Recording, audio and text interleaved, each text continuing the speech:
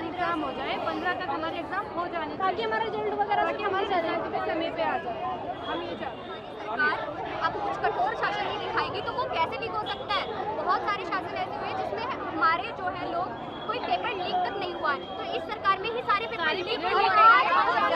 जिंदगी बर्बाद हो गई, वक्त नहीं खराब हो रहा। यहाँ पर अपनी जॉब छोड़ के अपने कर्जा लेने का बीडीसी कर रहे हैं हम लोग, इसका अंजाम ये मिल रहा है, हमें ये मिल रहा है, इसका रिजल्ट तो हमारा है। मेरठ के कमिश्नरी चौक पे हूँ, जहाँ छात्र और छात्राओं को भारी संख्या में देखा जा रहा है और ये इसलिए यहाँ पर जमा हुए हैं। उनका इल्ज़ाम है कि बीटीसी के पेपर लीक हो गए हैं और अपने डिमांड और मुतालबात लेकर यहाँ पर आए हुए हैं। मैं बात करना चाहूँगा कुछ छात्रों से। शिफ्ट का पेपर लीक हुआ है और इसमें क्या हमारे साथ न्याय करा जा रहा है? ये सरकार क्या चाहती है हमारे साथ? उसके बाद भी हम यहाँ अब फिर लीक, तो फिर हमारा भर्ती में कैसे बैठ पाएंगे? 72,000 के भविष्य की बात है।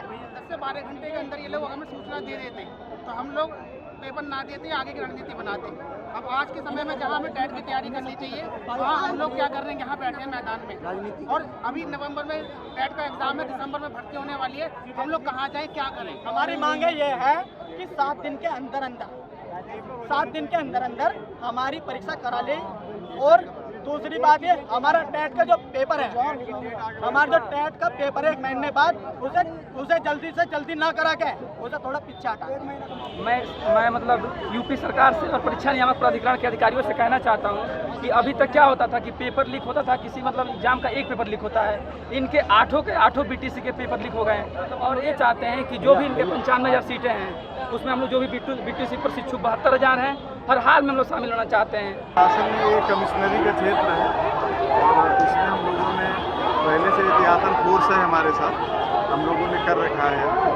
और अभी इनका हमने ज्ञापन ये लोग तैयार कर रहे हैं। तो चूँकि पेपर कैंसिल होने से आक्रोशित है छात्र, हमारे पुलिस फोर्स पहले से तैनात है।